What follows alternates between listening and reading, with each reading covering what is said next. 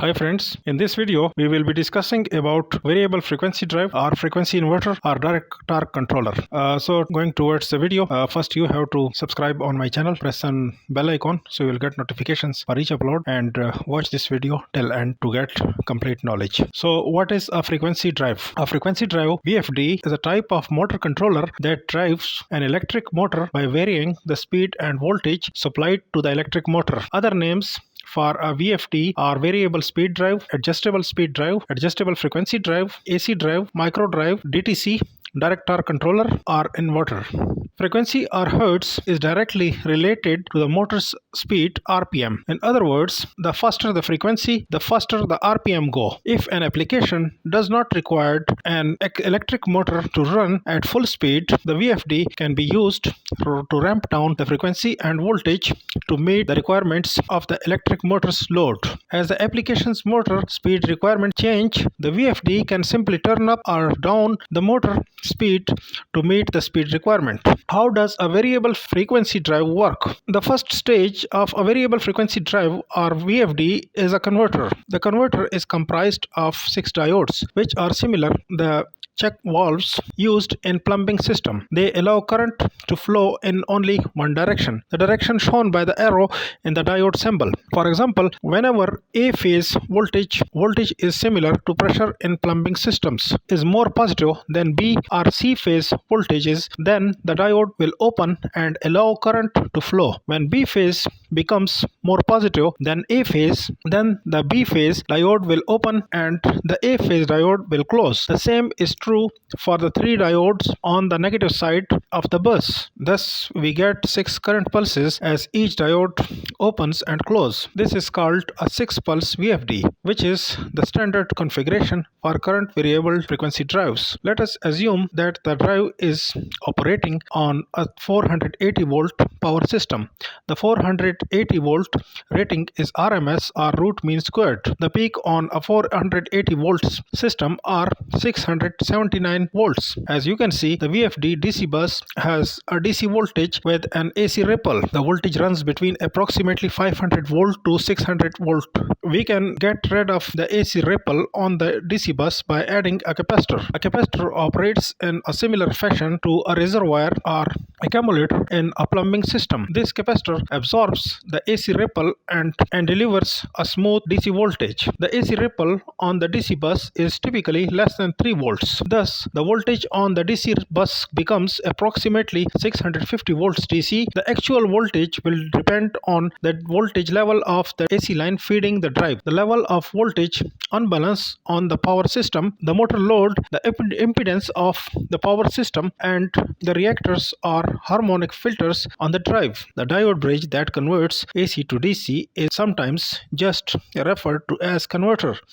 The converter that converts the DC back to AC is also a converter, but to distinguish it from the diode converter, it is usually referred to as an inverter. It has become common in the industry to refer to any DC to AC converter as an inverter. When we close one of the top switches in the inverter, the phase of the motor is connected to the positive DC bus and the voltage on the phase become positive. When we close one of the bottom switches in the converter, that phase is connected to the negative DC bus and become negative. Thus, we can make any phase on the motor become positive or negative at will, and can also a frequency that we want, so we can make any phase be negative or positive or zero. Notice that the output from the VFD is a rectangular waveform. VFDs do not produce a sinusoidal output. This rectangular waveform would not be good choice for a general purpose distribution systems, but is perfectly adequate for a motor.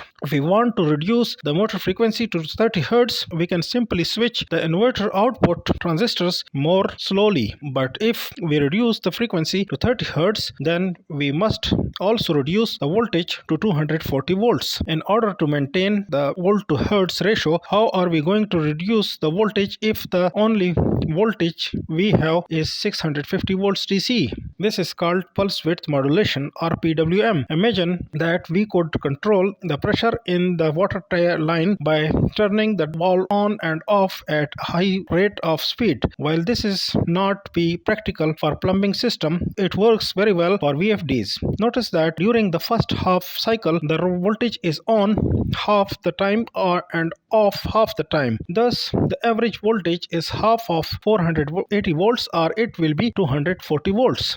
By pulsing the output, we can achieve any average voltage on the output of the VFD. Now, a question arises, why should I use a VFD? The answer to this question is number one, reduce energy consumption and energy costs.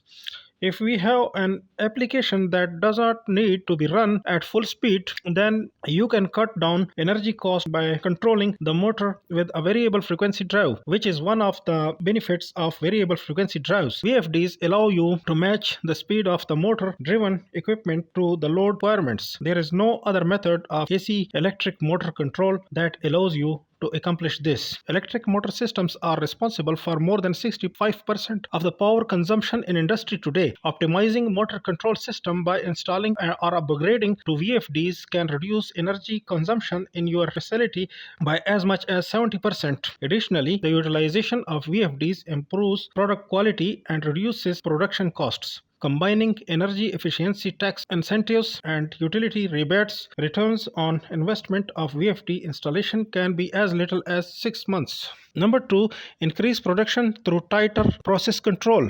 By operating your motors at the most efficient speed for your applications, fewer mistakes will occur and thus production levels will increase, which earns your company higher revenues. On conveyors and belts, you eliminate jerks on startup, allowing high throughput. Number third is extended equipment life and reduce maintenance. Your equipment will last longer and will have less downtime due to maintenance when it's controlled by VFDs, ensuring optimal motor application speed. Because of the VFD optimal control of the motor's frequency and voltage, the VFD will offer better protection for your motor from issues such as electrothermal overloads, phase protection, under voltage, over voltage, etc. When you start a load with a VFD, you will not subject the motor or driven load to the instant shock of across the line starting, but can start smoothly, thereby eliminating belt,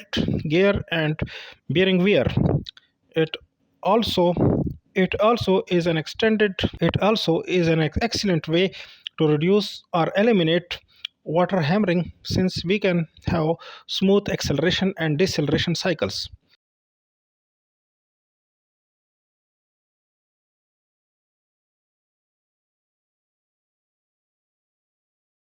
Friends, if you liked this video, so give a big thumbs up and also subscribe on my channel. Press on bell icon so you will get notifications on each upload and you will get such nice videos each.